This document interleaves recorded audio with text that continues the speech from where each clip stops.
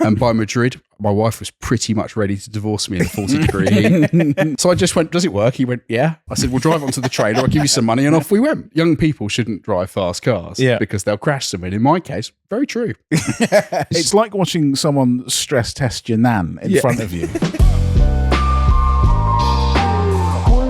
Hello and welcome back to the 52nd, one whole week of the year, every year, of C.R.E.A.M podcasts, of the Cars Ruleeverything Around Me podcast. We are joined today with a special guest, Charlie from Surrey Rolling Road.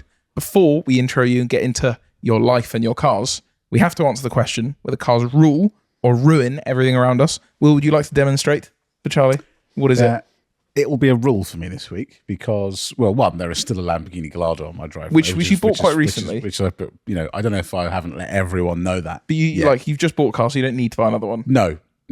I am going back to Scotland though next Friday because I might have bought a CL500. Right. Well, technically I haven't bought it yet, but we'll next Friday go and look at that. But yeah. So a new daily. Yeah, that's maybe. We'll see. We will see. Charlie, was it for you a rule or a ruin? I'm going to go with a rule this week because nothing has dropped off any of my cars this week. That's always a rule. But it's only Wednesday. There is time. There is time. So, okay, Ben? Yes, rule. Big rule. Oh, why is that, Ben? I don't know. For the audio listeners, why is it rule? For the audio listeners, if you look over Edwin's shoulder and you listen very carefully, you'll be able to hear my Honda S2000 sat behind Very good, Edwin. Benjamin. Now, do you want to tell a quick story? Because you've been... Now... right now we're filming this Wednesday of the day before the podcast last week went out for you guys. Yep. So what you will see is the fact that we put a bid in on a Cayman. We did together. I think you did that. Okay, I do. Yeah, I'm trying to get a photo up. And that went well. Yeah. Why was that? Well, I got bullied on the podcast into doing it. I then put a bid on it. Felt really happy. Next morning, I was like, I'm going to have a look at some photos. Just told my dad about it. He was excited too. Looked at the photos. In the images, I looked closely at the temperature gauge. It's just in the red, just overheating. And running as well. Running. So obviously, what we think happened was front end was hit, radiator was hit. Yeah. All the coolant leaked out of it. And then the co-pilot decided to just leave it running whilst they were taking photos. So it was overheating. Whether it survived that or not, I don't know. Then ensued 2 days of panic because I was winning it. Hoping that I didn't win it. No, that I got a phone call from Ben on that Friday, and he was the most anxious human being on earth. I could really get in there and twist the knife on that day. It was nice. That was what the called. And you know what, Ben? It's a good spot. Yeah, it's a good spot because we didn't see it. We missed that one. We did miss that. So yeah, for context, Ben, we found the co-pilot listing on the podcast, and of course did no research on the car. Just went, "Oh, that's great, Ben. How much are you putting on it?" Until he caved and did it. So. Yeah. Now, did you not reduce your bid at one point? Yeah, so you can't take your bid off, but the one thing you can do is you can reduce your max bid. So it hadn't reached my max bid yet, so I just put it down to £50 higher than the current bid and just prayed someone bid £100. But yeah, so I got that one. Luckily, you got out of that. Yeah. And instead... And after the whole conversation last week saying that I wasn't going to buy an S2000, I bought an S2000. I want to hear your recollection of what happened yesterday morning, please. Yesterday morning? Yes. I actually wanted to thank you too. Okay. But I'm not going to do it. I'm just going to get rid of it. Go on, please.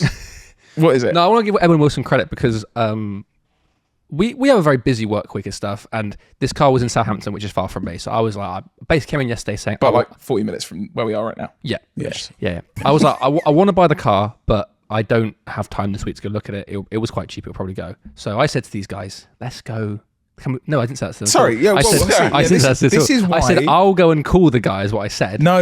Yes, I did. No. This is why the manipulator. This is why I wanted to bring it up because Ben said, "Yeah, it's nice, but I don't have time. I can't go do it." So I said, "Okay, Ben. What about before work? Because it's 40 minutes away. You could feasibly work out." And he went, "Yeah."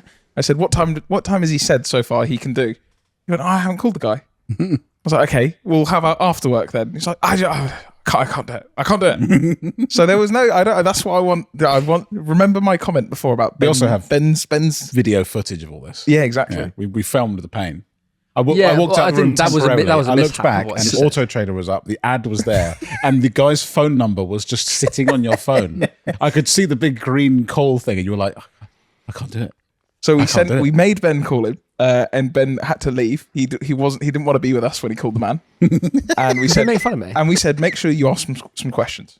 We came back in and we said, did you ask questions? And he said, yeah, I'm not an idiot. We said, okay, well, did you ask him about the timing chain? He went, no. What did you ask about? I just asked about rust. That was it.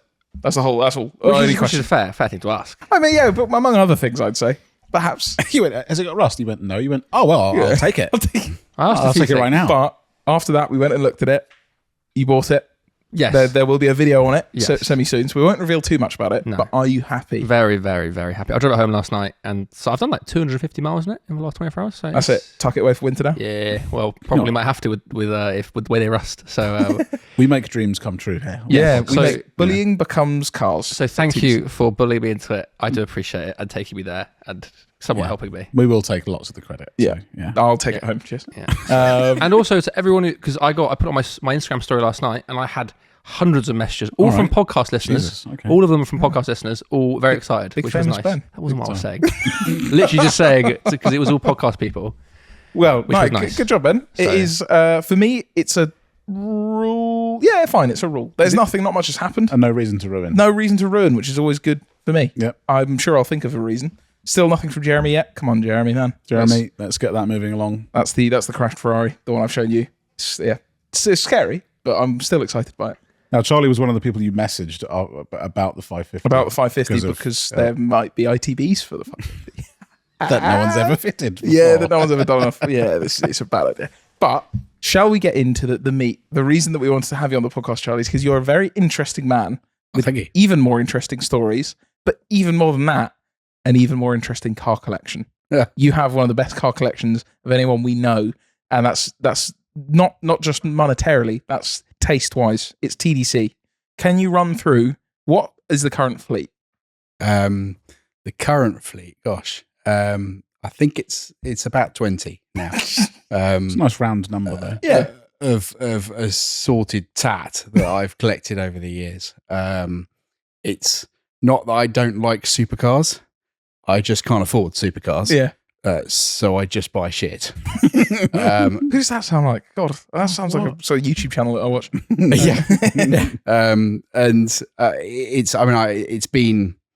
It's been over 20 years of collecting. Yeah. Most of the stuff I own I've had for a very long time, when things were cheap. Yeah. And obviously as getting older and having kids and everything, you tend to have less available income to buy cars. I still seem to manage, but I tend to wait until something comes along that you just need to be in the right place at the right time. Yeah. During COVID, I was walking my dog and I passed a garage, which is local to my house, and out the front was a 944 S2 looking rather sad, had rusty sills, and I inquired once I put my mask on how much, and he said, £1,500 and you can have it. So I said, done. And I got the 944 and it's now all been welded up and did the suspension on it, and it's been sprayed as well. And it's its home, and it's a great car, but I don't really go out and seek. I was going to say, yeah, if you saw one at $9,000, you wouldn't be interested. I wouldn't be interested. Yeah. No. Maybe 20 years ago, but then things weren't worth. Yeah. I've got an E34 3.8 M5. One of the best things you've got. Daytona Violet. I bought it from a chap in North London. This is 20 years ago. It's probably slightly naively, who assured me that it had a fresh MOT and had no rust. And to give you an indication of how much these things were worth back then, I paid $2,500 from a dealer for it. Gee. It had done 290,000 miles. But yeah, when no one wanted them. You couldn't give the stuff away. Yeah. And this was a car. I mean, it was only 13 years old. Yeah, exactly. I mean, I had an E36 M3 at the same time. I bought that in about 2004 or 5, I think. Which I'd given, good money to a dealer for. And I actually sold the E46 M3 and kept the E34 because I enjoyed driving the E34 because it is, in my mind, still one of the best cars ever made. It's now done 230,000 miles. I used it as my daily for 7 years. I was going to say that's a recurring theme with your cars. You like high mileage cars. I do like high mileage cars. The 8 Series is on. I've got an E31 that's on 235,000. Nice. And you keep going with miles. It's not like you bought it with a load of miles. I don't buy cars to look at. I mean, they've got to be used. The only problem I'm coming to now is having had all these cars for a long time and used them. They're starting to get to the point where if I don't start dealing with some of the issues like the rust and everything, they're gonna die. They just die. Yeah. I've just had the E34. We spent 2 years restoring it. And massive sections were cut out of the because it was just so rotten. Because the chap had assured me it had no rust. When we got it back to my work 20 years ago, you could run a screwdriver down the inside of the sill and you just daylight. I mean, it was just. But for $2,500, you don't care. Yeah, who cares? And I had an MOT. If you've been to Surrey Rolling Road, you will notice just to the left of the dyno, there's a 2-post lift. There will be some form of long-term project that will be on the go. Yeah. I don't rush them. They take as long as they take. I often don't have time to do the mechanicals myself, and probably not that talented in mechanicals. So I have a group of friends who come and help me out. And the 8 Series is on there now. I bought that in 2012 from a friend of mine called Aussie Pete. His name's Pete. He's an Australian. And anybody who's met Aussie Pete, he's a bit of a legend in BMW circles. But I was up at his in Slough way, and he's got his. Sorry to hear that. It was Ivor. Oh, that's nice. And he's got about 40 cars in his garden.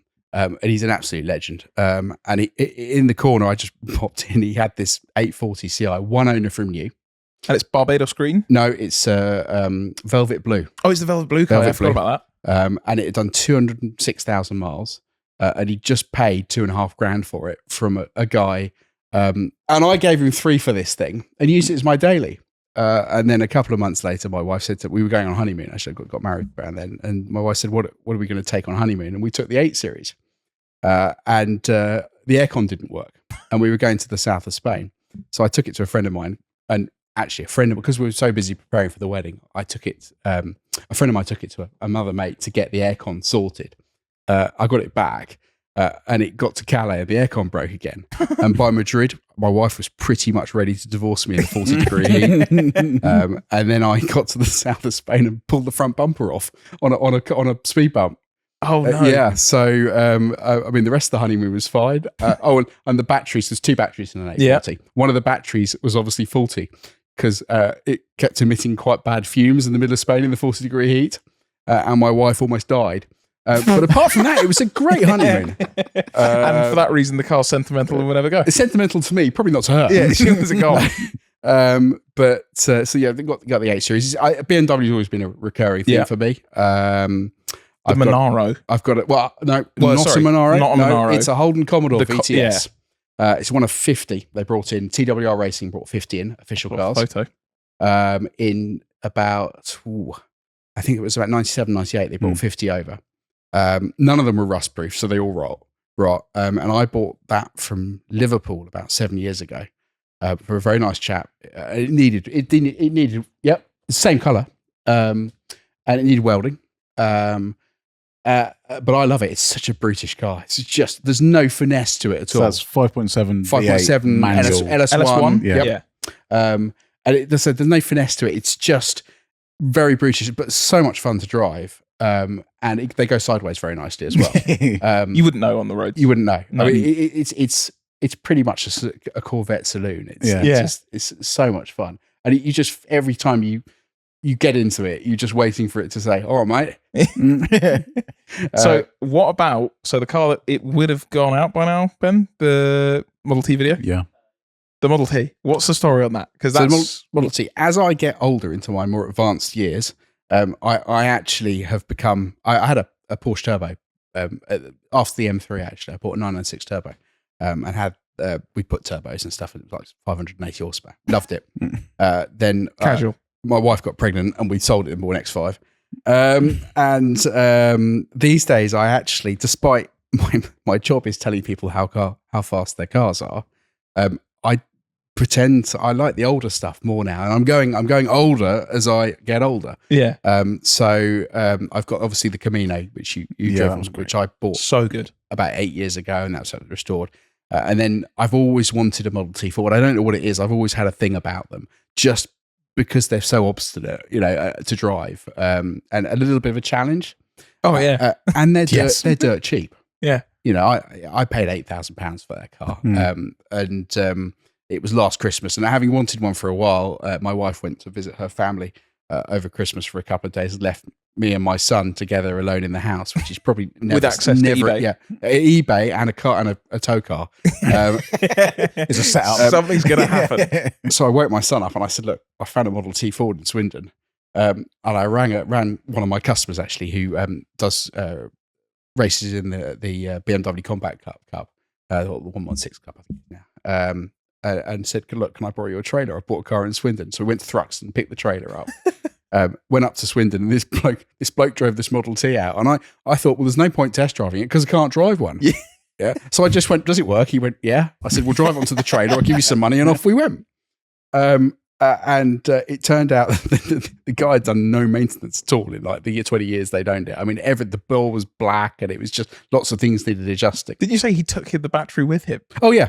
I paid him the money, put the car on the trailer, hoiked the battery out, and said, "See you later." I said, "Why?" He said, "Oh, I only put the battery in it to put it on the trailer. It's not included in the sale." I was like, "All right, mate. See you later then." Okay, cool. Lucky I'm not driving it home then. Yeah, can I get one Eurocar parts? Yeah, I just, it was, I mean, as it happened, the battery was just balanced on the back seat with a couple of leads on it. But, I kind of, you kind of expect a car to come with a battery. Yeah. Battery's not included. Yeah, in that exactly. case. Yeah. It might be a really shit battery, but it should still come with a battery. Yeah. So, we got it home, and then we got CCTV cameras at home, which on the Ring, and my wife messaged me as we were unloading this. My son and I were unloading this thing at home, and I just got, "What the have you bought now?" Okay, so that's a few of the cars you've got at the moment. What was your first car? My first car was a Land Rover Series 2A. Wow. Okay, so you're 109. Left field. I think I have a theory. Mm. Anyone that starts with an English car is destined to carry on with them forever. Yep. I believe this. It's like Rory, even though Rory didn't have it. But like anyone that starts on the path of dealing with English shite goes, "I'll live with this forever." If it gets in the veins early, it's in there forever. Sticking around for life. It was in the. I mean, I grew up in the countryside. It was natural for me to. But again, naively, I wanted a car, and my parents said, you should buy yourself a Golf or something like that. And I went, "No, I'm going to buy a really shit old Land Rover." And my mum and I went to buy this thing, not knowing anything and being very naive. I bought this 1960 something 109, and I still have it.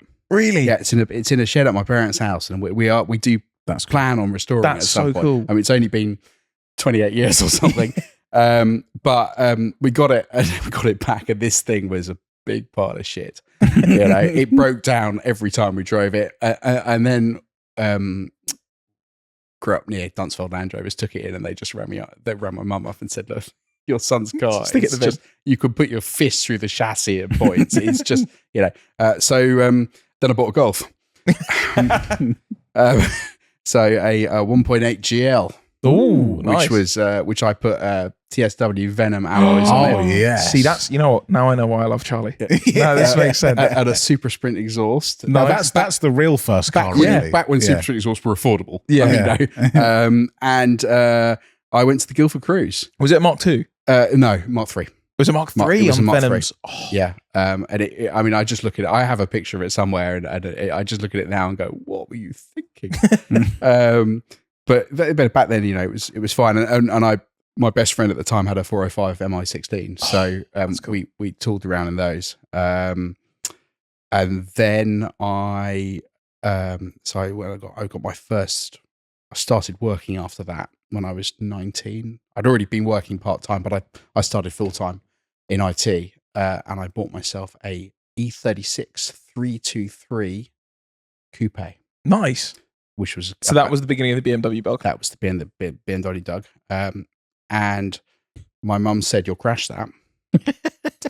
And you went, "Yeah, all right, you're on." And lo and behold, I was in Hatfield, outside the university there, and I driving along quite happily, and a lady in a quite frankly immaculate 16-valve Mark II anniversary pulled straight out in front of me, and I T-boned her. And because you wanted to. Yeah. Sped up. Yeah. The car was it was a bit of a mess, but they did fix it, and I did get it back, and I kept it for a couple of years. Then I had a company car, which was a Vauxhall Astra. Nice. Or Ashtray, as we used to call them. And then I think I had that for about a year. And then I'd moved out of house, my parents' house by this point.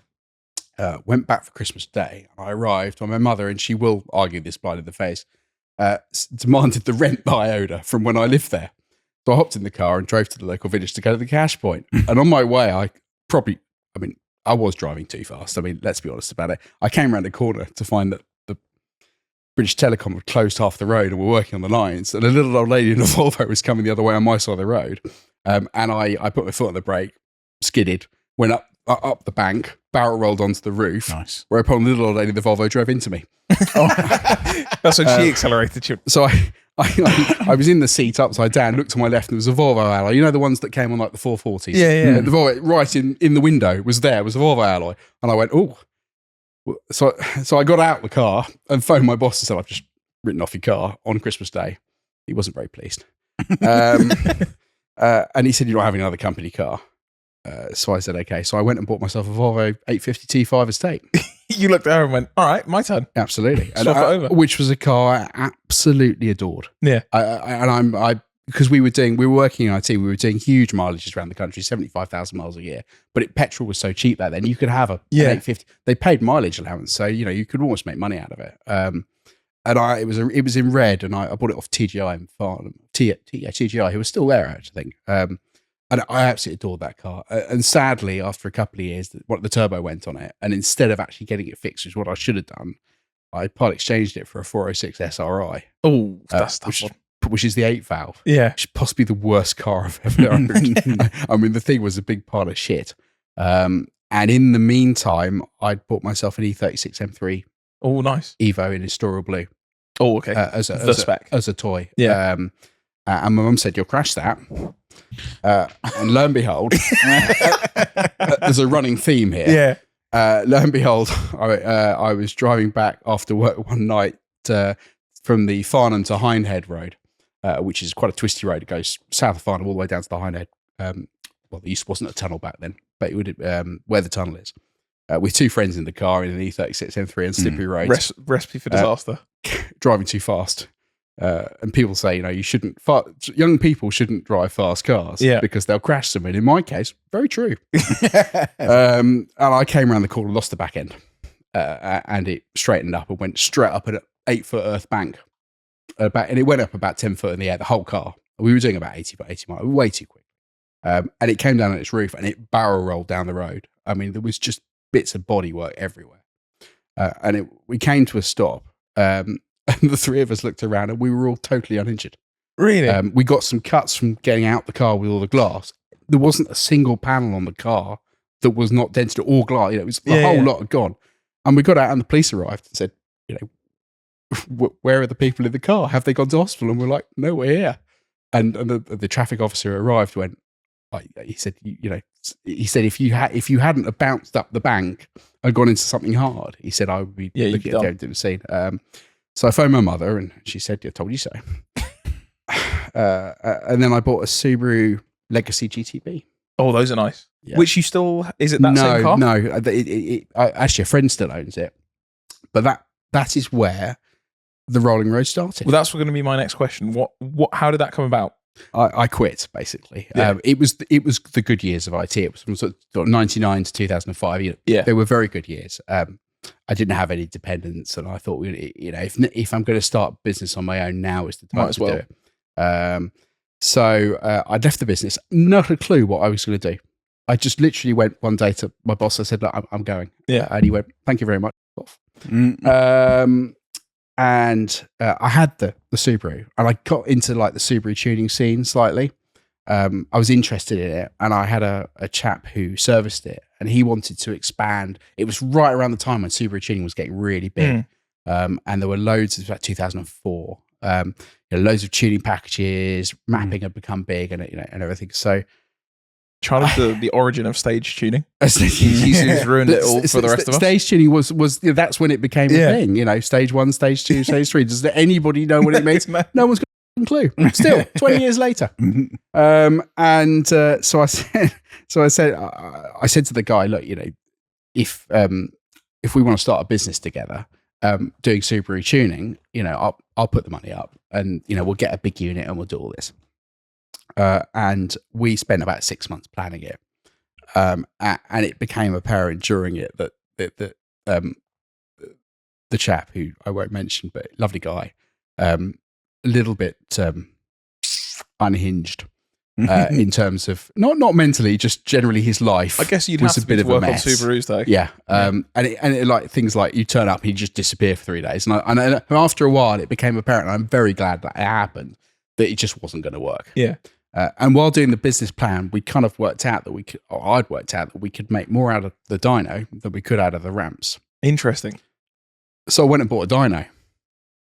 And there you are. Basically, we got. I mean, me and my two best friends, we got shit faced in the pub one night, and at the end of it, next morning, I bought a dyno for £100,000 from Australia, and didn't have a unit to put it in or anything. No business plan, no nothing at all. Borrowed it, took a small loan to, got a big loan actually, to buy it, and thought, okay, so we rented a unit in Camberley, or I rented a unit in Camberley, and we were just going to be an independent rolling road, because at the time lots of garages had bought rolling roads, and there was a big thing. Dynos were a big thing.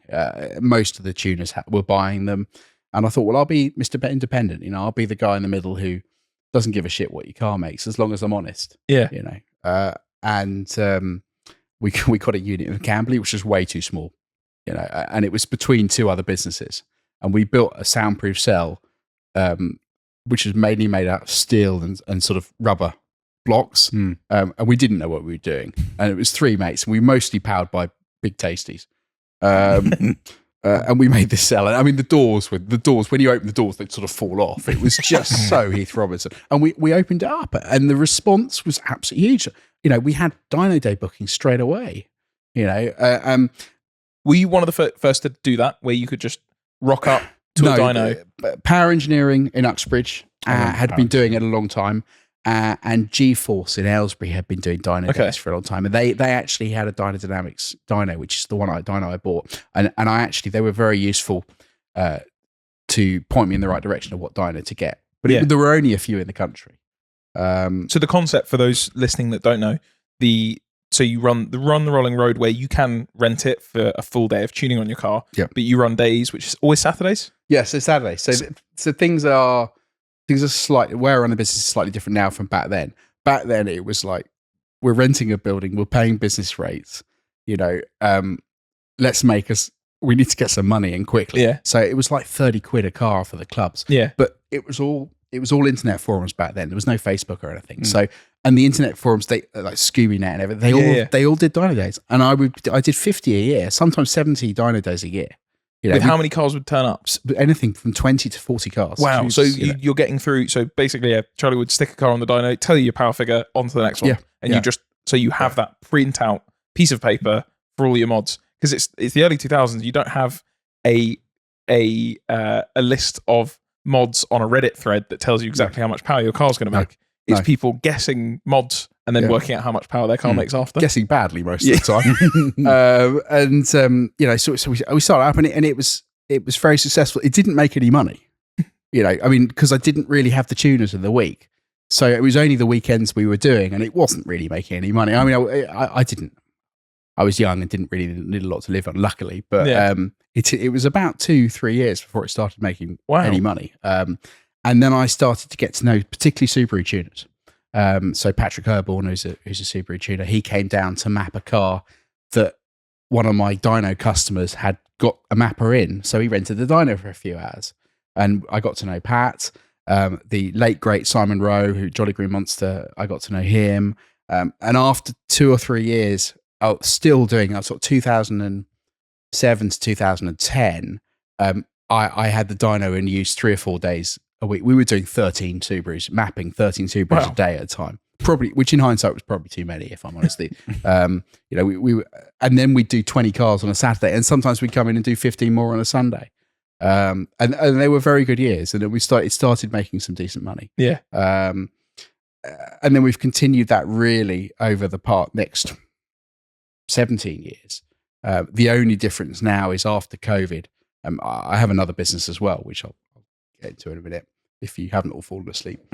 And that business has been really expanding over the last few years. So I took the decision over COVID that the mappers who I'd been sitting next to for the past 10, 15 years, driving on the dyno for them all day while they map cars, because of COVID, we couldn't do that. So they decided to drive on the dyno. So after COVID, I really established that they could just pay me the money for the renting the dyno, and I could sit upstairs and count it. So and from that moment on, I don't do any dynoing during the week. Now I've got 3-4 mappers. A chap called Chris Todd, he does a lot of Ford stuff. In fact, Chris does anything. He's very good as well. Duncan Graham, who does Subarus. Race Dynamics? Yep, Race Dynamics. We used him at Overdrive. You did? We came to you guys. Yes, you did. Yeah. Back many, it was a few years ago. Yeah.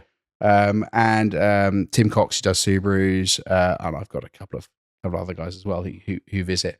And they've got keys. Oh, they turn up. They just turn up, and then we'll get a set of those from you, Charlie, later. I'll put the Cadillac on. Well, you have some dyno related questions, right, Charlie? Oh, there are a few. Hold the line. I'm just bringing them up now. We've obviously had our Cadillac on the dyno, which I'm going to assume is one of the worst you've ever had. But have you ever had a really bad dyno fail? Something that's blown up or something along those lines? I think we're approaching 20,000 cars now. We've done in 20 years. Yes, there have been some classics. I used to do dyno days for the Passion Ford. Okay. Yeah. Lovely people. Yeah. I say that because I'm probably about to offend most of them. Yeah. Because you could buy a SAF for probably about $5,000 back then. And unlike now where the love is lavished on them and the cars are being restored and they're very, very nice, a lot of them back then were complete shitters. And a dyno day, you'd have at least one head gasket go on a YB. Bearing in mind they drove there. We had an alternator fall off. That was quite fun. Nice. Because that had to be bolted on properly. The bolt fell out. The alternator fell off on the mid-dyno run. I had a wheel fall off a Ferrari race car. That hadn't been bolted up. While it was on the dyno while spinning. On the rear. Yep. Luckily, the wheel went up into the wheel arch. And fuck the wheel arch, but it didn't do any damage to the dyno. I have had the little O-ring at the top of a Subaru oil filter on a drag car blow out at 8,000 RPM, and the whole lot went up. It was still on fire 10 minutes later when we pulled out the dyno. Wow. Some of them were quite scary. I mean, you can also tell in those situations, you could tell who are your friends. Yeah, because it was when we tended to do the big stuff back in the day. It would tend to be in the evenings, and you'd have lots of mates around. Yeah. Whenever we were watching around, and the people who ran away didn't get invited back. Because you get a couple of mates who grab the fire extinguishers and actually try and put the fire out, and you see one of your mate of 20 years off down the road. I've seen it. To be honest, I've seen most things.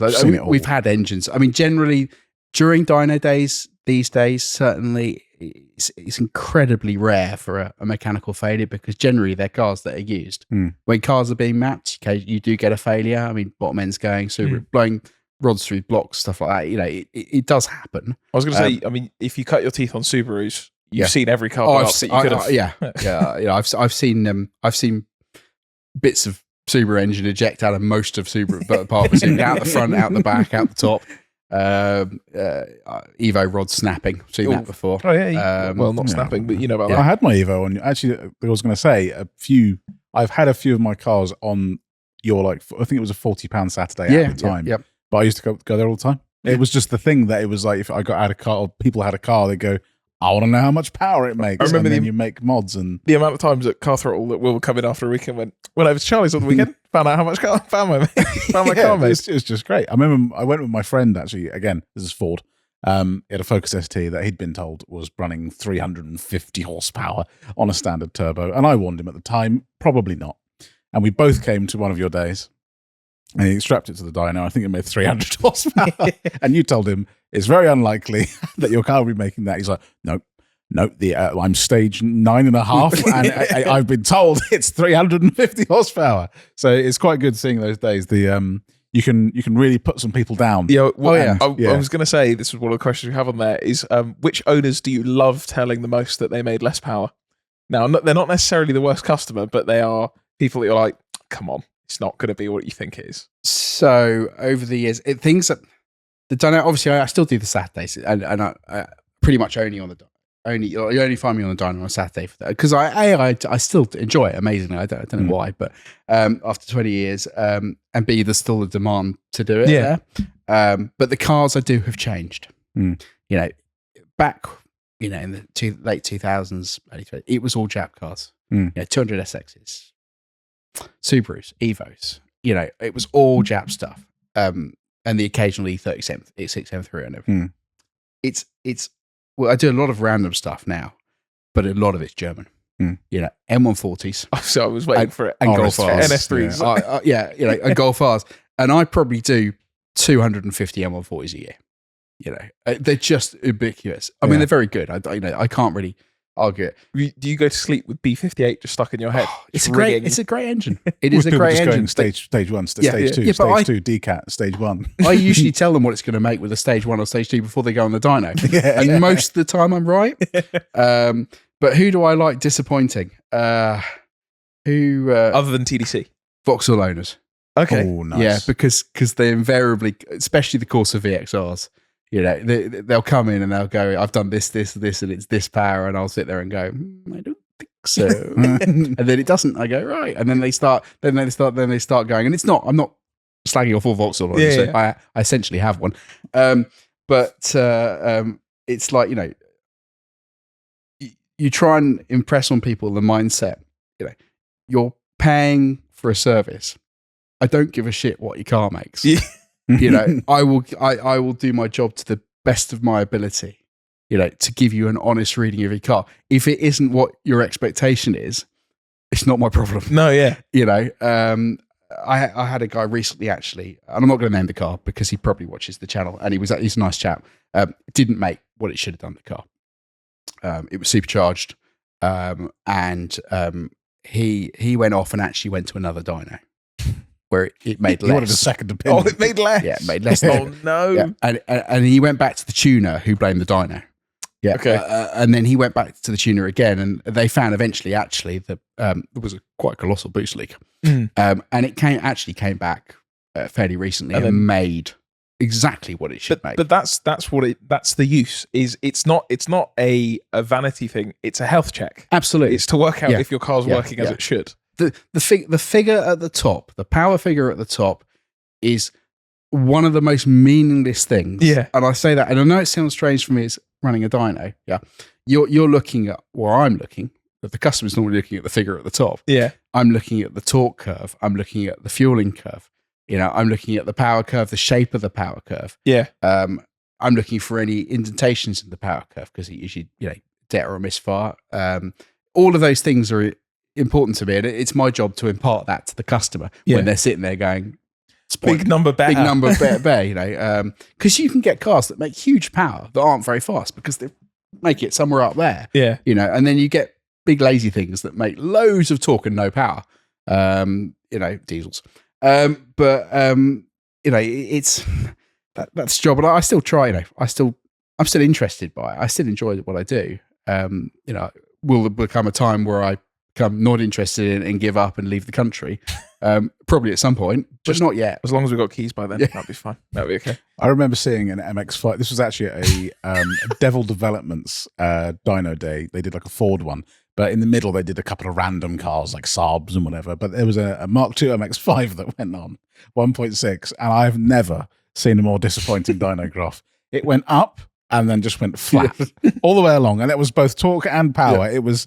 I looked at it. I thought I would sell that car instantly after that. But the guy was quite. He was like okay with it. No, he was. I was like, oh, that's great. That's perfect. But it's quite funny seeing a dyno. One, it's incredibly stressful to watch. Oh, it is. It's like watching someone stress test your nan in front of you. Like it's just stretching her out and making it. It's like watching someone do a health check. In front of you. They're on the treadmill sprinting and running, and the car is screaming because you never see your car. But that's you never see your car in that condition. Your car's doing 100 and something mile an hour according to its head. If you do a big, obviously you do it in the correct gear for as close to 1-to-1, so it's usually a higher speed anyway. But like if you do one big pull in your car, it's the exact same as it being on the dyno. But yet when you see it on the dyno, you're like, no, that's too much. That's going to go bang. Surely that's going to go bang. And then you also have the stress of, oh, it hasn't made the number I wanted, or the something's not right. But Yeah. The dyno number thing is always a thing that I always have to explain to people that don't worry too much about the number. Yeah. So it's also really good for a before and after as well. As long as like you come to I did it with my Evo with you before I had some bits done. I came to you before, it made 380 or whatever, then you come after and it makes a different number, but the curve is different. Yeah. So it's good for that. A dyno is a tool. Yeah. You know, it doesn't affect. Dyno is not there to hurt your feelings. You know, don't feel offended by it. Yeah. It's there as a tool, either as a tool for tuning cars, or as a tool just literally. You know, I get quite a few guys with Elise Series 1s who fit cams for the K Series, and they'll do it before and after. They go away, do the cams, you know, and we can overlay the two graphs and see where you've gained and where you haven't, and things like that. It works really, really well for. You know, there's things, some stuff these days you can't dyno, you know, or I can't dyno. PDK box 991s. And that's because of the front wheels have to be moving. Yeah, I mean we had a sort of similar thing with the Crossfire, which is not even that modern. Did the same thing. Yeah, I mean certain cars, a lot of the newer dynos have links, so the front wheels turn and the back wheels turn at the same. You can run them on those, but on the Porsche, unless the front wheels are moving and the PDK like 901 onwards, they won't go into third gear. Wow. So probably someone somewhere has found a way of making it happen, but I haven't yet. So that kind of rules them out. But I get asked about them. Someone says, well, why don't you find a way of doing it? It's like the same as the 911 turbos.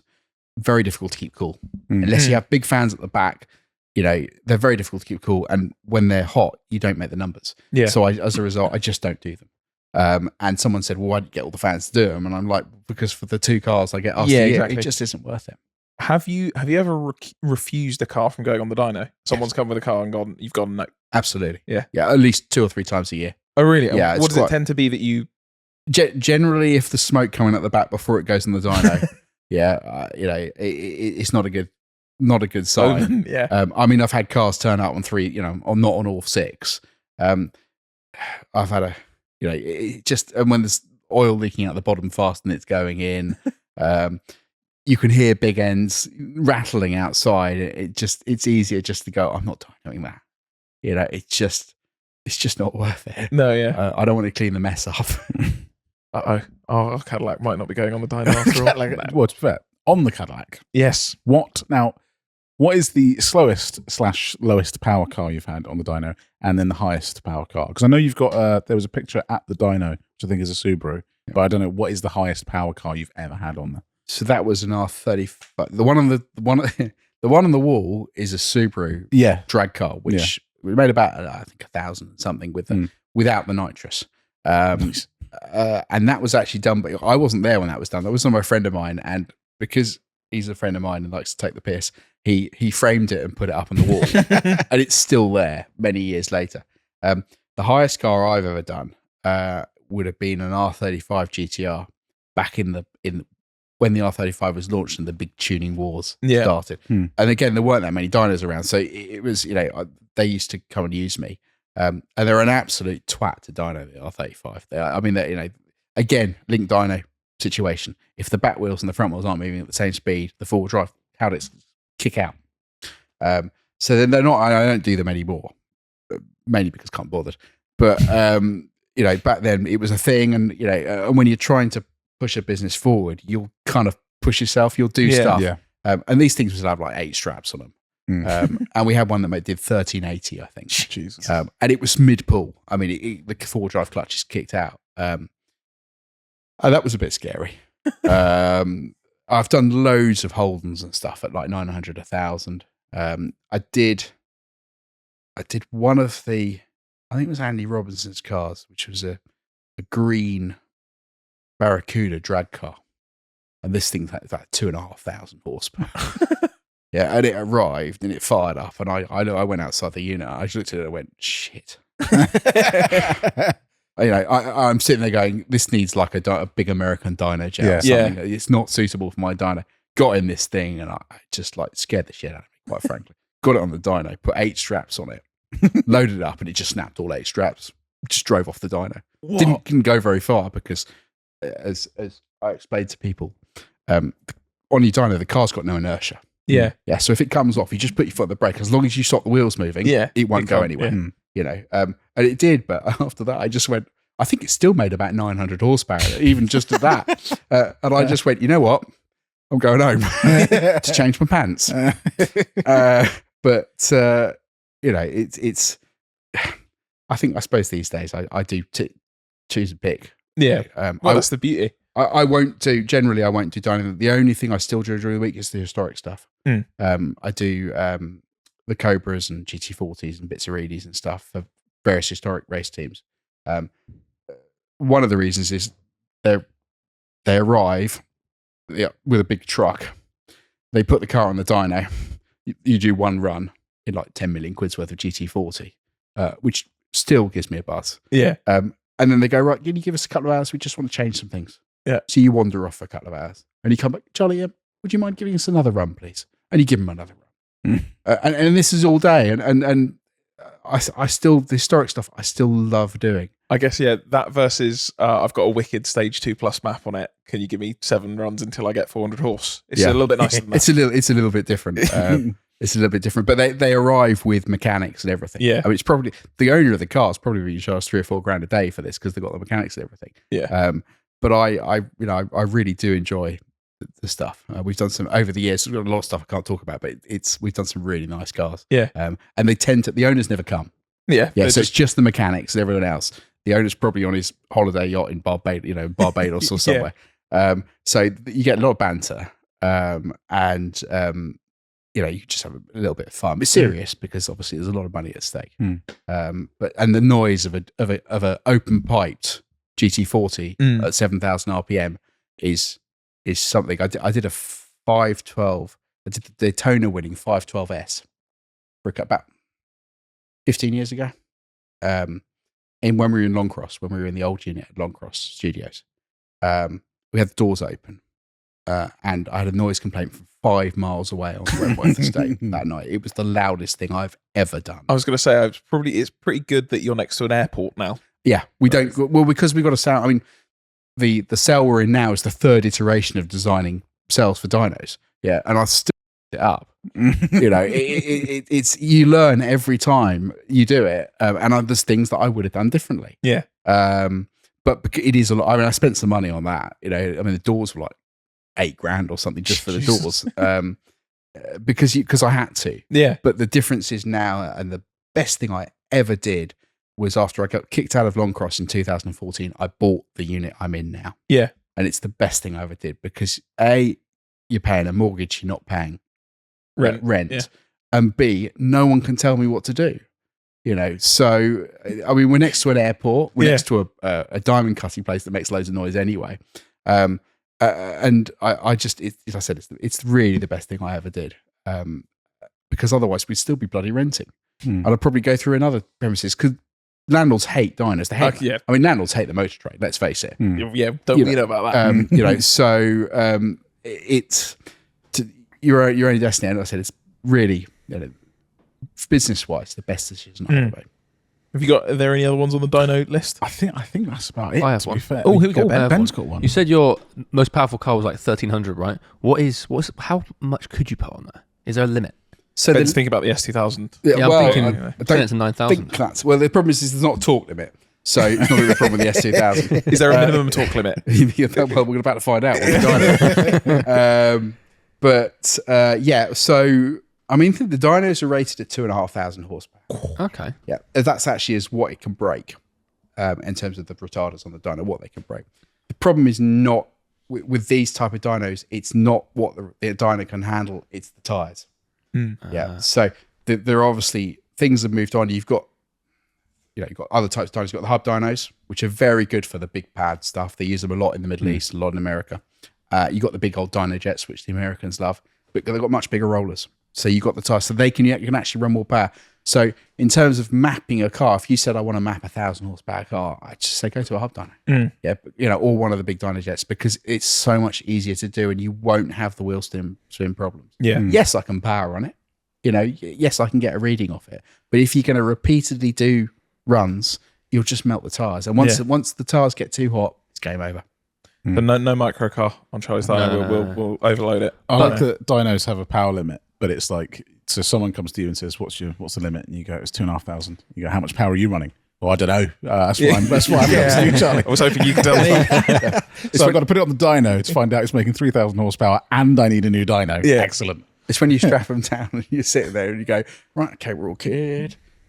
Good, right, let's put it in gear, and you put your foot down, and then you first run and it just goes like that, and you're like, oh, might have had some wheel spin on that run. Because in the winter, the tyres are cold and the rollers are cold. So you have to get some heat into the tyres for them to grip. Yeah. In the summer, it's less of a problem. You can very easily, I don't know whether it's just experience, you can kind of tell if a car is very powerful on the dyno by the way it's sort of sitting and the way it's reacting. If you put your foot down and it just sits there and goes, you're still going to sit there and go, this is pretty shit. If it sits there and just wheel spins its arse off, you're like, well, it's got some beans. Yeah. Now, speaking of big power, I thought you were going to say, speaking of beans. So I haven't even mentioned beans just yet, but maybe we'll get on to that. For the audio listeners, there is next to Charlie and Edwin quite a big bottle on the floor. Yes. Now, it was in the last episode, but not for this. Now, it's actually something we need to speak to you off camera. We have mentioned it, but we have a plan for the Cadillac to restore some power to it. Yep. Well, I've just seen it in the car park. It's rusting away. It's that will be the car's final movements. The engine we will take with. Yep. If it survives. If it survives. We have a plan to put it in something English, old and English. It's going to be a Jag. Yeah. We want to put that Cadillac engine in a Jag with maybe some different heads and make somewhat of a burnout machine.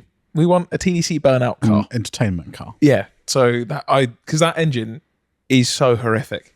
When we brought it to you, it made 115 horsepower from 500 cubic meters. 8.4, is it? Absolutely ridiculous. Just ridiculous. And for anyone who's an enthusiast for American cars listening, we're not selling the car because it is so rusty. It's been sat for a year, right, since we did the video, and which granted is a long time, but it's not been sat in a field. It's been sat in a car park, and it is significantly more hot. It has got much, Charlie, much you're a worse. connoisseur of shit cars. Yeah. Would you let anyone drive that car on the road? God no. Yeah, that car. It's beyond anything. It's incredibly dead. You could put. I mean, you know, you can see through from the outside into the back seat. From the outside, you can look through the rear quarter, through 3 different layers of metal to the back seats. It's behind the B pillar when we picked it up, or at the bottom of the B pillar, where the actual chassis is. There was just a hole there, and no one's moved it. No one's touched it. It hasn't moved It's just at all. been sat still, and it just fell into It's the hole on the accelerator pedal. I do like that because I moved it the other day, and when I went to hit the accelerator, the pedal moved so much with the flex of the metal that I over accelerated, so I jumped back. I was like, Jesus. Whoa, 115 horsepower. We better watch out. Although potentially a little bit more, actually, now. We've had some timing bits. That's what we're going to look at. We might have cracked 120. Surely might. not. But with a little something up his nose. Yeah. He might make a bit more. Yeah, you're going to have some nitrous in it. So downstairs is Surrey Rolling Road, but you have something quite cool upstairs. I do. Massive pornography collection. So in that wasn't untrue, by the way. It's not untrue. No. Going back to I mentioned earlier the other business. So through one of the mappers I met through the Subaru business was a chap called Patrick Herborn, who extremely good calibrator. And he was showing me some ECU stuff back then. It was about 2007.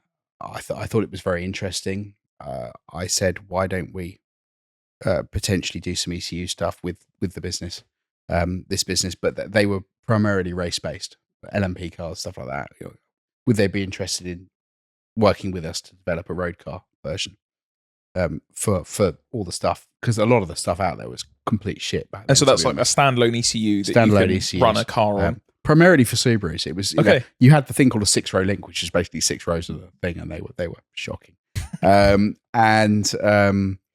We went to them with a cap in hand and said, "Look, do you want to do this?" Thinking they'd tell us to fuck off, quite frankly.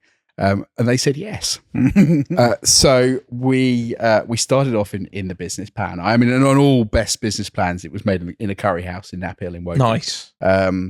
Because we shed many curries back then. I was going to say, actually, that is how TDC started. We went for a curry. It's a bit all the best businesses that started in curry house. And so we started off and we bumbled along for a couple of years. And we sold maybe, I think 50, 100 ECUs a year. We did a general purpose version of the Subaru boards, the plug and play boards, which started going to Supras. And through the Supras and MR2, I had a young cocky lad. It came in called Ryan Griffiths, or Ryan G, as he'd like to be called now. We still take the piss of me. He'll hate that I mentioned that, by the way. So he was mapping at mine anyway. So he was about 10 years old. He must have been in early 20s at the time. He, after a while, decided he got quite involved with us, and he bought himself an R35 GTR, one of the first ones. And then after a while, we developed a kit with him to be fair to Ryan, him and Pat developed the kit completely on their own. I think it took Motec 2 years to do a kit for the R35. We did it in 6 weeks. And we made a load of these kits. We did a rather poor, in my opinion, still deal with an American dealer to sell them. We sold a lot of them. And then Ryan became part of Cybex. He became, which is the business. I should have mentioned that properly. So it was originally called Solaris. Well, I was going to say, if you're into modifying cars, especially in the UK, you have heard Cybex. Yeah. Cybex is like focuses, lots of focuses. Even if you don't know the ins and outs of what a Cybex is, many of you will have heard big power car. It's running. Then the Cybex, R35s, Focus RS, lots of different Subarus, cars. lots of Subarus. You hear Cybex and I go, whoa. Oh, okay, hold on. you spent some money on that thing. You're serious. Yeah. So yeah, I mean, we over the years, Ryan joined, and over the years we did the R35. We started developing our kits. We started developing our own products, so almost 18 years later, we're still going. We're growing, still growing. We do all sorts of cars now. We do things that we primarily specialize in. Things like with the 8Y RS3, we did loads of kits because you can map those, but only if you change one of the chips in the ECU. We do kits for still the R35, still sell kits for the R35. I was going to say, you see lots of the drag cars, and I've seen on, I don't know if this is a recent thing, but where obviously it's a four-wheel drive car, the R35, but people like to use it for drag racing. Yep. But they now, ones with Cybex can go rear-wheel drive for a burnout. Yes. And then back to four-wheel drive. So we do little four-wheel drive controllers, which just do that. You don't even need to buy the ECU. Yeah. We would like it if you buy the ECU. So we've probably got 200 or 300 products now. Yeah. Crazy. And I've got a team of staff. Ryan decided that he didn't like the UK anymore and now lives in Dubai. Nice. Where he concentrates on developing the products. And from technical side, Pat Burborn and I, we're all still involved. I do the sales and run the business side of things. So if you have had an abusive email from the sales address at Cybex, it was probably me. What? No, that doesn't sound like you, Charlie. And it's one of those things that it started off literally as two blokes in a curry house, as a bit of a let's see how this goes. And it's now, and it's why I don't do the dyno generally during the week anymore, because it's my full-time job. All of us, it's our full-time jobs. And we really enjoy doing it. It's a real challenge, and it works. We all have our own specialities. Mine's mainly that we don't go to prison. So that's Ben's job for us. It's behind the camera. But it's growing, and it's my primary focus now. Yeah. Just to develop new products. We've just literally released we've got a couple of new Bluetooth units and GPS and track logging software and things we've just released. Have a look at the website or Facebook or Instagram or whatever you look at. But yeah, and that's where it went. It was all three of us look back and think, how the hell has it been this successful over the years? Will and I have actually had this conversation before where we said, if the day that TDC has something Cybex is the day we've made it. Yeah, that's when we're really building something cool. Microcar's getting a real good. Well, if you stop buying shit cars, then I'm sure we can put Cybex on. We'll never be in contact then. I always, on the Focuses, because that was the kind of thing that was the first time I ever saw that was big power Focus RSs, is that they were able to, like, things like traction control systems were way more advanced compared to the standard Ford one on cars over 500-600 horsepower, but you could always hear it. Whenever you hear a really big power Focus RS taking off, you can hear the traction control cutting in. I mean, that was Lee at Devils. Yeah. So Lee, because obviously, I mean, there's the core team, the three of us, and there's people who work for us, and all have made a massive contribution. But there's a lot of friends and tuners over the years, certainly in the early days, who came along to us and went, "Why, so you're making an ECU? I'm specialising in this, or I'm specialising in that. Can I do an ECU?" And with Lee, it was the Mark II Focus. Yeah. And I met Lee because he kept bringing really shit Fords to my dyno. And then they fall apart on the dyno. Yeah. And he decided to get his own dyno. Because he'd had enough of me. I don't blame him, to be honest. And he at that point he said, "Can we do an ECU for the Mark II Focus?" And we said absolutely. And Lee at SRD was another one with the Supras. Yeah. Again, he was one of Ryan's customers, and him and a chap called Jamie P wanted a Jamie P. Jamie P, we'd like to get on the podcast. He will be at some point. Yep, lovely man. Has had many Cybexes over the years, and again, I'm building a big pad Supra. I want an ECU for it. Yeah. And there've been the numerous people. The support Scuba Clinic up north, which is where Pat was originally working, with all the Subaru stuff. Over the years, we've had just massive support from. We've had a lot of wankers as well, quite frankly. People who just want to see you fail. But that's the same in every business. Yeah. You can't. We try to have a rule that we try never to slag the competition off, because they'll happily slag off us. Because if your products are good enough, they'll speak for themselves. Well, to be fair, literally an example of characters that I asked you about this Ferrari project, about doing ITBs on it, and you said, don't go with us. You will be better off going with one of the competition. Yeah, because for the money and what it needs to do. Yeah, there's simpler solutions out there that will work. The stuff we do is very good. Don't get me wrong. And it's very high end and it's very technically advanced. But if you just want to run a V12 and ITBs, there are simpler solutions out there without spending like $9,000. Yeah, on an ECU. And I've always tried to over the years be honest with people about stuff. I don't. I think from watching, if you've seen any video of Charlie, you know that he is quite honest. I think that's maybe one of the words I'd describe up you front. as. Yeah. Do we have any anecdotes and what such? Oh, we got some anecdotes. Do we? Starting off with a scary one that I spotted on Instagram that I have to say I've done no further investigation into. So Ben. I'm going into Ben territory here. Hello, Ben. This is a Mercedes-Benz E63 AMG police car. That's quite worrying. And it also has a private plate as well. Because all police cars have private plates. Yeah. It concerns me. Not that I'm looking to go on a high-speed pursuit anytime soon, but...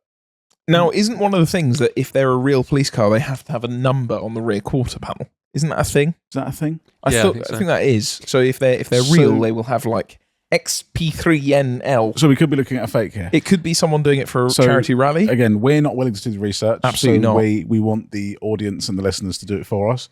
But if I was being chased by that, I'd probably pull over anyway. Probably been seized from Bradford. Yeah, that was my first thought with a private plate. Seized car. Let's slap some Battenberg on it, and off it goes.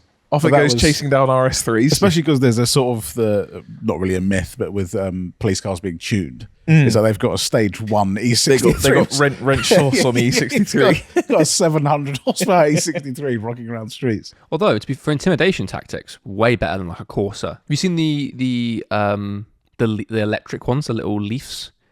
The what? The police cars are like a Nissan Leaf. The Leaf-I, you mean?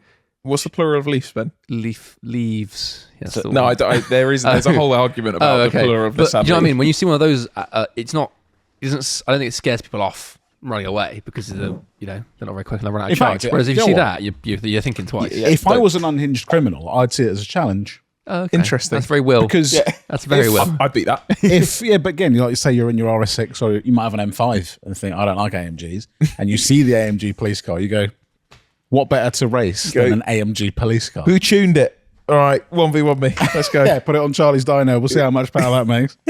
But that was quite worrying. It does say it's West Yorkshire though, so it should be all right. We're fine down here. Yeah, safe. Fine. Just Astros and leaves, according to Ben.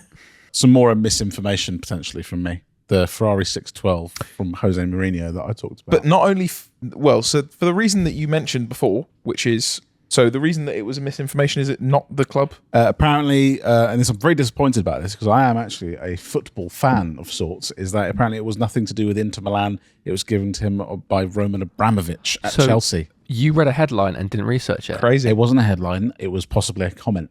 And do you know what the other thing is about it? It's a Santa. It is a Santa. We literally said in the thing, is it a normal spec? And we were like, yeah, it's just black. It's not like a stupid special edition like a Santa. And yet here it is. If you don't know, 612 Santa has a two-tone. The bonnet and that's a bonnet and smiley mouth is in a different colour. And yet it is absolutely horrible, don't they? I'm not a fan of 612. No, they are. Oh, no, the Santa. The 612 is, I actually think, it's a bit underrated. There was a time when they dropped to late 30s. Yeah, well, there are still some for that, because Robin of Viking Detail is obsessed with them. He will have one. He has told us he will have one, and we're excited for the day he does. But we were going through cars for sale. There's a couple still in the 30s. Are they auto, or is that F1? I think they're F1.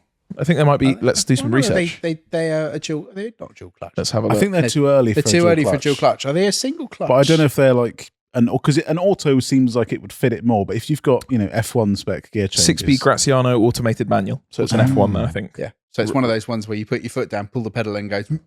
Yeah, in your luxury 4-seater Ferrari. Yeah. But at least he does have the polished wheels, which lovely. I like. He has the proper challenge wheels. I just think they look so gormless. You know what? It's completely spec dependent, that car. If I see one in a good spec with those wheels, I'm okay with it. And then I see the one with the little 5-spoke wheels. God, what an awful thing! It's the caster wheels thing with the 8 Series. Yeah. If you get the 850i, the early ones, they look horrible. It's not a looker, is it? No. I mean, the 550 is. I know it. Yeah. It's got to be one of my favourites, the 550, to be honest. But also, it's that similar gen to a 599 and sort of similar design language to a 5. Same design language. That's like a 599. It looks like. Have you ever seen the? It's like online misinformation photos of it's like someone, a half man, half sheep has been found somewhere, and they look all deformed and weird. Yeah. It's that. It's a weird AI slop image. A 599 has been born with problems. Yeah, exactly. And 2 extra seats. For a 4-seater Ferrari, the 456 would be mine every time. 456 is good. I actually quite like a 400. Yeah. I quite like a 400i. I think that the thing is with 4-seater Ferraris is they have that period where absolutely no one cares about them. No one cares. They get to sort of like 40, 50 years and everyone's old. And jumps back in it. That's what a classic that is. Great. I mean, the 456s, I say you buy a bad one, it'll break you. They'll break you. I mean, they're notorious for being ruinous. Absolutely ruinous. Yeah.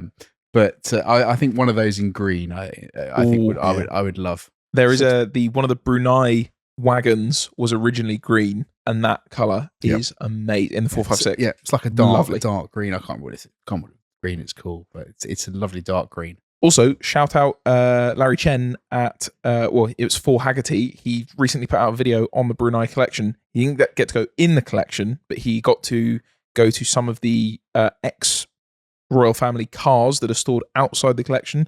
Some of the abandoned ones. It's a very good video. For me, I saw it pop up. I was away with my girlfriend for her birthday for the weekend. And she was like, let's sit down and watch that. I went, shh. There's a Brunei video from Larry Chen. I have to watch this. So I did. But yeah, very good video. So yeah, a bit of misinformation on the old 612 there. Next up, the thing I have written here is the Chris Harris M5, which was kind of revealed this weekend, gone. I guess it'll be a couple of weeks old by this point. If you don't know, Chris Harris of journalism and sliding fame has an E60 M5 or an E61 M5 actually touring, which he spent a lot of money on, I think. So it was originally a carbon black over black interior car, relatively sort of kind of normal spec. Yeah, but now I actually deliberately haven't looked into it because I saw you post this in our chat, so I didn't look into it. But is that BMW British Racing Green? Did it say anywhere? Because there is a BMW E36 where many colours have them. I didn't write this down. Oh, okay. You're going to have to research this. I am sure that because look at this car. I might have been on the configurator for BMW the other day on an M3 touring. Okay. Because I was seeing how much you could get one for. And the answer is they're quite a lot, actually. Yeah. And I wanted mine in Daytona Violet to match my E34. Individual. That's cool. Because it's it is that and BMW Avis Blue are my favourite colours. I've got an R33 GTR, which is sprayed in BMW Avis Blue. And all the purists said you can't paint it in the BMW car. It's a Nissan, and I just went, you can. Also, it's a Nissan. Come on, who cares? As usual with R33 GTRs, it's currently broken. But I was playing Figure Racer, and I did actually come up, and I'm sure one of the individual colours, because you can still have your car painted in any of the individual colours that BMW have done. Techno Violet, Daytona Violet, Dakar Yellow. I've got an E36 M3 Evo in that convertible in Dakar Yellow, which is a car that most people colour absolutely hate. No, and I absolutely love, even though it's 3 shades of different Dakar Yellow because you can't match the colour. But I'm sure in the configurator that there was a BMW British Racing Green still available. I think it is, because I've seen enough 36s in it, and the shade looks nearly identical. But either way, so that car is now British Racing Green gloss, not metallic, but with corduroy red interior. Ben, surely this is your car. I don't want to speak if I'm in trouble. You don't like it? I respect the build. Is it? Oh, okay. Respect all builds. No, absolutely not. No, I don't What like. is it? Is it that it's gloss? I think it's because it's not metallic. It's same as Will's Clear. I would like that if it was in. So if it was in Oxford, you'd like that more. Okay. That means yes. I think Ben might like that one. Yeah, but that I saw all the Instagram posts on the weekend, and Irish green. It's Irish green. Interesting. Irish green. I had to delve into Instagram for that one.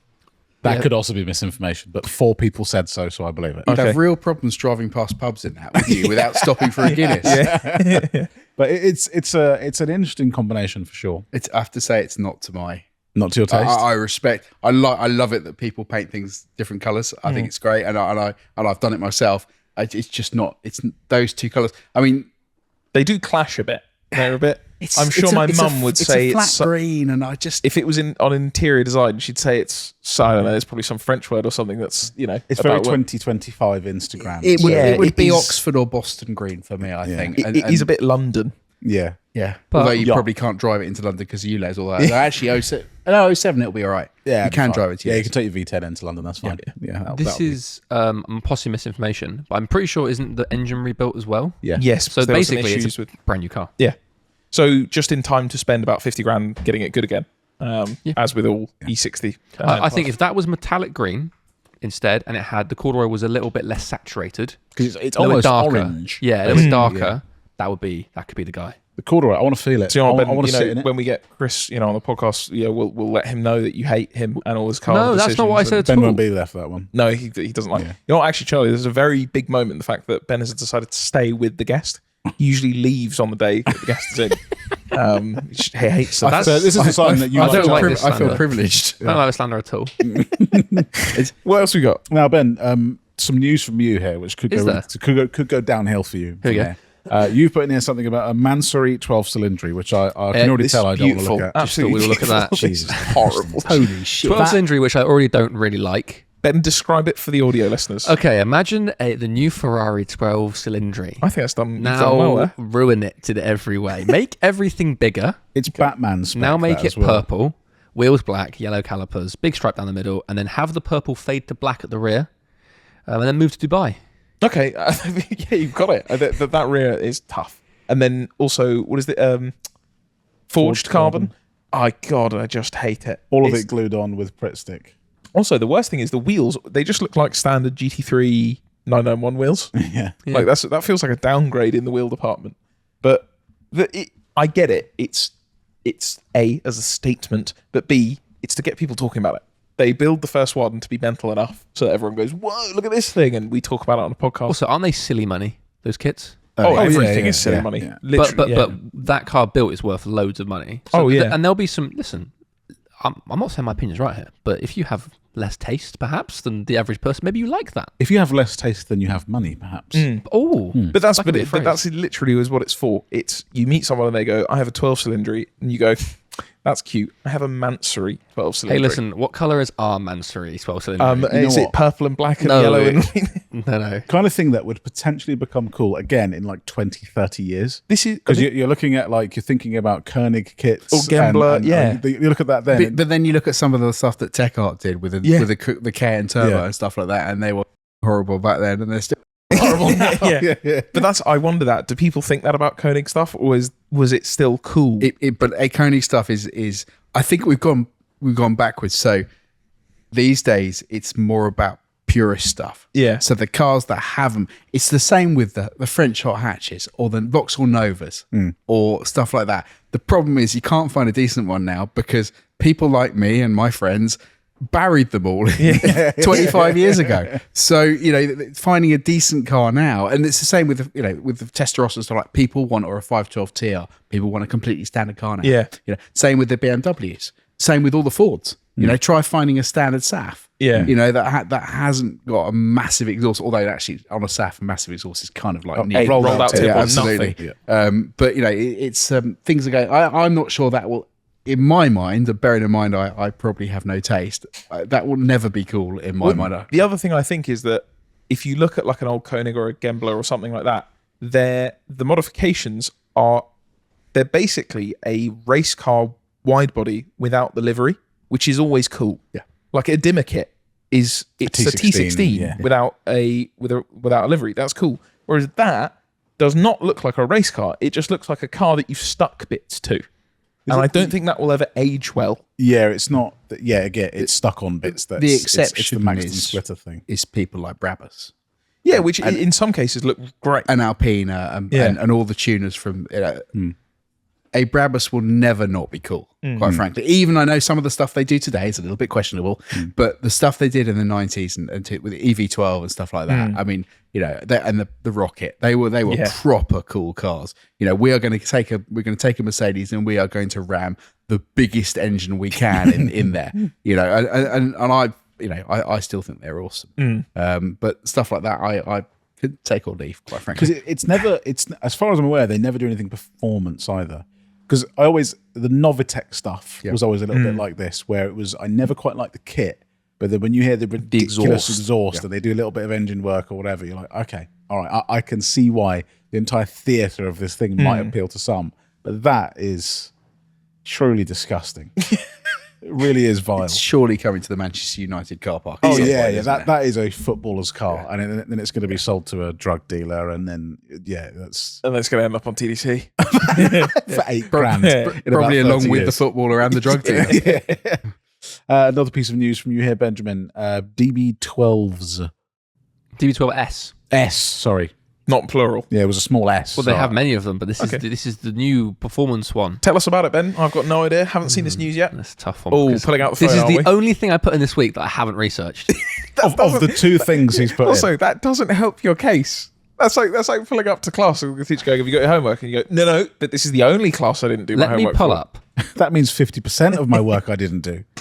This is the 2026 Aston Martin No, I'm DB12S. doing it. I'm doing it. This is the 2026 Aston Martin DB12S. Just say what Will says after him. Okay. Joins the family as the new crown jewel of the DB12 lineup, complete with Ben's idiotic news section.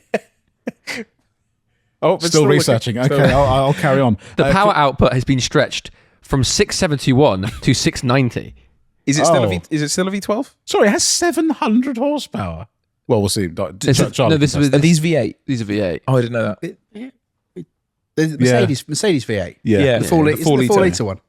See, I'm still, because there's no more DBS Superleggera, right? Don't think No, because that was built on a DB11. Is this technically the biggest grand touring Aston you can buy right now? Well, you've got the Vanquish. What's that? What does that look like? V12, Is that a new one? Is there a new Yeah, Vanquish? yeah. I don't know anything about Edwin, Aston you like Martins this. anymore. You've seen this and you like this. Oh, Vanquish is like the last one. The last one thing. they're going to make. See, now I'm okay with it. Because in my head, I thought that was not the hypercar looking one. Well, you mean like a Valkyrie? Valhalla Valkyrie. Oh, yeah. All right. Nordic people talking. There's people on the podcast going, I actually wanted some news, and they've just tuned out. So my point was going to be, if the DB12 is the biggest one they have, a V8's not allowed. You must have a minimum of V12. Oh, yeah. We must not go below that. If that exists, if the Vanquish exists, I'm fine with the other one being a V8.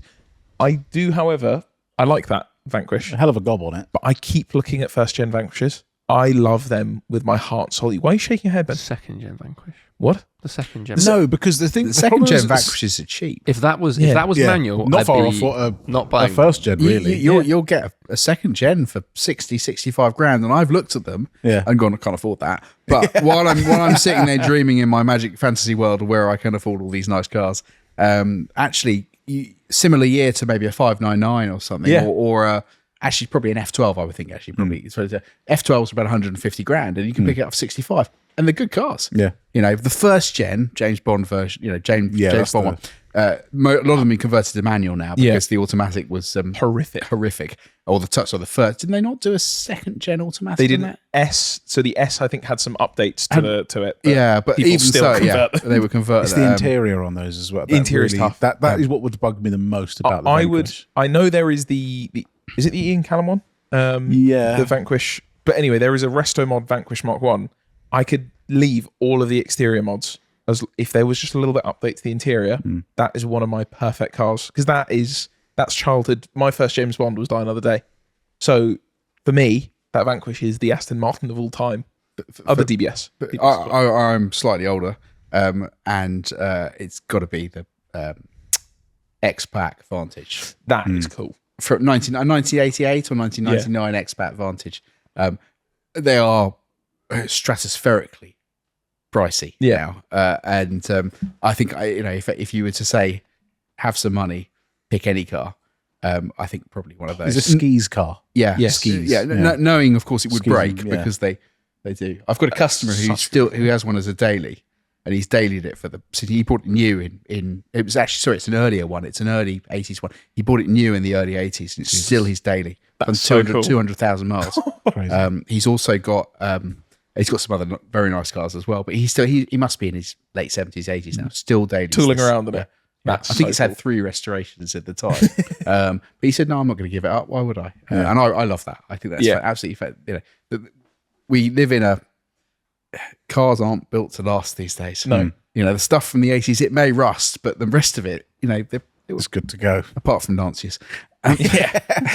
Straight out of the factory into the rust repair shop. My first James Bond was Tomorrow Never Dies. So What's that? 7 series? E38. Yeah. That was explains it. It created an obsession with the 7 Series as a child, which was quite bizarre. It's just not a car you should be. I remember seeing it and finding a 740 on Gran Turismo and going, that's James Bond's car. It wasn't, but it's very similar. 5-year-old you was going, what's interesting is it's a preface, but it has the M parallels. It was the first time you saw the parallels. There's a pre-facelift out I've come up today in a 750. The cars in the film were 740s. Oh, were they? Okay, yeah. Yeah, BMW wouldn't give them 750s direct. So the cars are the same. Yeah, but the one I brought today is actually did the same spec as the James Bond. It's a different color, but it's the same spec as the James Bond ones without the guns and stuff because apparently they're not allowed. But the DVLA, please, sir. It's for accurate representation. I Some want of the best remote control of gadgets. Nokia phone. Really good gadgets. It's just a shame it was. I like a BMW 7 Series, but it's not really a James Bond car. No. But it had some it great, was- the BMW badge that comes up with the With the race razor. cutter. Yeah. Great. Yeah, it's not a BMW. My first probably felt there were a couple before, but Octopussy was the first film that I really enjoyed as a James Bond fan, and I always wanted an Alfetta GTV6. And about 17 years ago, I took a little trip down to the New Forest where I found a chap who restores them and stuff, and in the corner he had this little Alfetta silver GTV6, which was okay. It drove and everything, 1,500 quid. Really? And I bought it naturally because you can't walk away from something like this. And the noise was fantastic. It was just, it wouldn't start most of the time. And I decided to take it drifting at RAF Odeon with a friend of mine. He was in the RAF, and they gave us a bit of call at RAF on Sunday morning. I ripped the shock in it. I snapped the shock in half on the back. I was driving back up the M3 and it cut out. There was a mighty bang from the back and it cut out. And I was close to the edge. Open the boot. Where's the battery gone?